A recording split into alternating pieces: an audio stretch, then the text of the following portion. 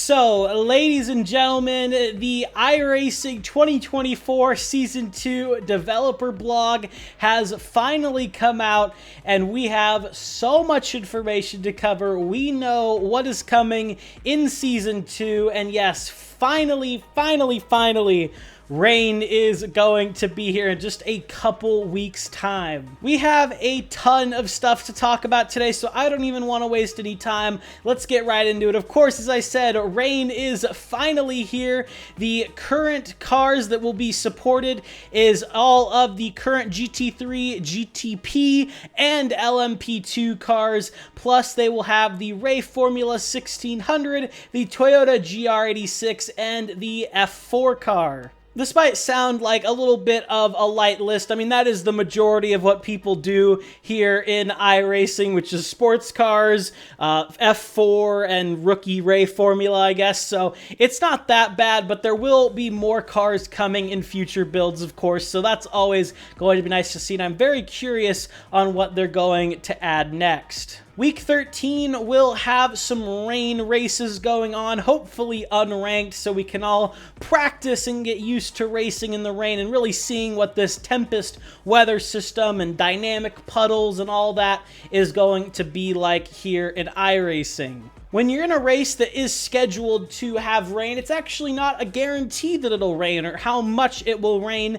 It will use a dynamic forecast system that will kind of partly randomize, if you will, how much it'll rain, when it'll start raining, when it'll stop, and this is going to make every race different pretty much, which I'm really looking forward to. Rain will, of course, be baked into the week 1 through 12 schedules coming up in Season 2, so that will be really nice. Again, it's only going to be in the GT3 class series, the, IMSA series, F4, the Ray Formula 1600 series, although they'll probably use the D-class one, because that would be pretty cruel if they're letting rookies get in the rain.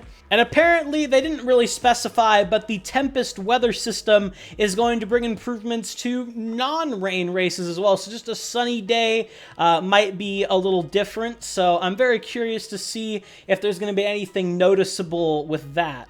And of course, if you're in a longer, like, endurance race, say, your crew chief / spotter will keep you updated on the rain. Still say, hey, rain coming in 10 minutes, or hey, there's rain in turn 4. That would be a really cool one if they added that, if you're kind of in, like, the Daytona Roval is kind of what I'm thinking of there. But, a bigger track, there's rain in the second sector, something like that.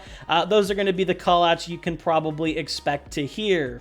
I know that was a lot on rain, but now we're going to get to the new content, and there's still a lot of it to go through. So for the tracks, we're going to have Portimao, Misano, and Millbridge Speedway. Of course, Portimao is the Portuguese GP when we had it in F1 for, 2 years? And then we will also have Misano, which you probably most know from Assetto Corsa Competizione. It's a very heavy GT World Challenge GT3 track. So it's going to really slot in well right there. And Millbridge Speedway is a little dirt track for all of my dirt oval racing fans out there. We do have some new cars coming. Sadly, I really had my fingers crossed for the Corvette C8R GT3 and or the Mustang. We haven't heard anything about that, so I think we're going to probably have to wait till Season 3. But regardless, we do have the Dallara 324. This is basically a baby Super Formula car.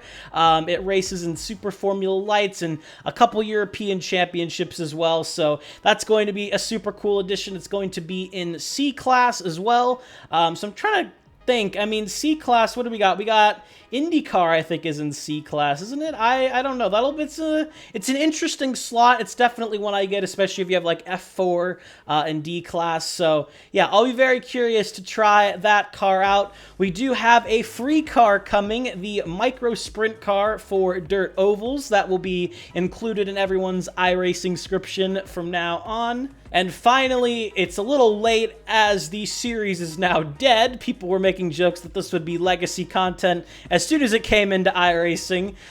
This is the XRX car. It will be on both dirt and paved ovals, and it'll be fun. It'll be in D-Class, so a nice D-Class oval car to get you going when you get out of rookies. Sticking on the oval side of things, the NASCAR Cup Series cars will get their 2024 updated physics in this update, with the Truck Series cars coming in June as well for their kind of aerodynamics physics update, and the updated Xfinity Ford Mustang with its new Dark Horse, stickers on it, that will be coming out in this build. The Dallara IR18 or the Indy car will also be getting an update of some kind. They didn't really specify, but just updating it to its kind of, 2024 specifications and things like that. So that'll definitely be very interesting to see.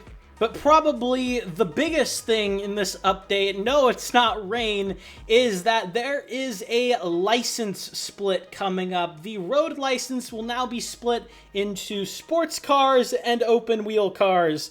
And I'm still trying to figure out if I like this or not. So going forward, you will now have two different licenses, and after the split, they will have separate safety ratings and I ratings. So you could be, if you do a lot of sports car racing, you'll have a, 2,000, 2,500 I rating in sports cars, but if you don't do a ton of open wheel racing and you're not super good at it, you could only have like a 1,500 I rating in the oval racing, I rating license class. This is pretty damn confusing. When this split happens, it will just take your current road SR and IR, and it'll be applied to both of them, but going forward, of course, they will be completely separate.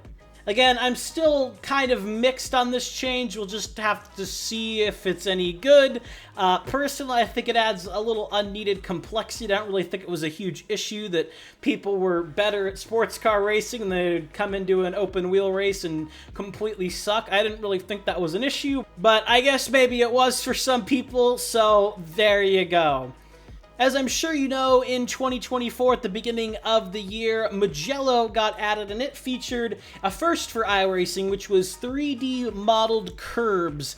We will, of course, be getting that with all of the new tracks coming out, Portimao and Misano, but we will also be getting retrospective updates for Sebring and Fuji International Raceway, and Daytona is coming at some point as well for the Roval, so I'm super duper excited about that, especially for Sebring. With the Sebring 12-hour coming up, this is a nice addition, and this will be happening right when the season launches. Daytona will be at a later date.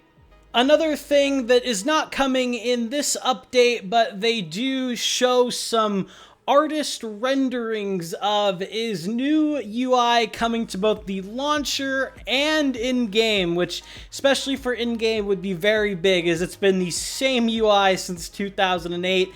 Here's the screenshots, you're seeing them right now. As for the launcher, it looks pretty similar enough.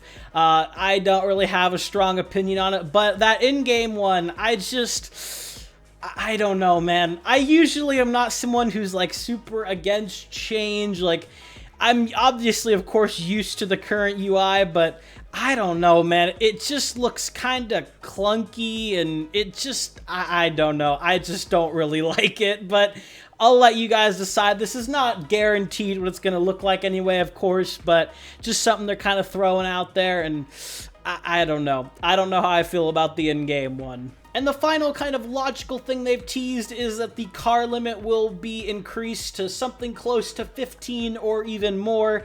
Of course, we have a lot of GT3s that are still coming, hopefully, to the game to be added. We got the Lamborghini GTP coming up, so for that multi-class racing, we are going to need this limit up even more, and I'm happy that iRacing are already putting out that they're going to be, of course, taking those limits further and further.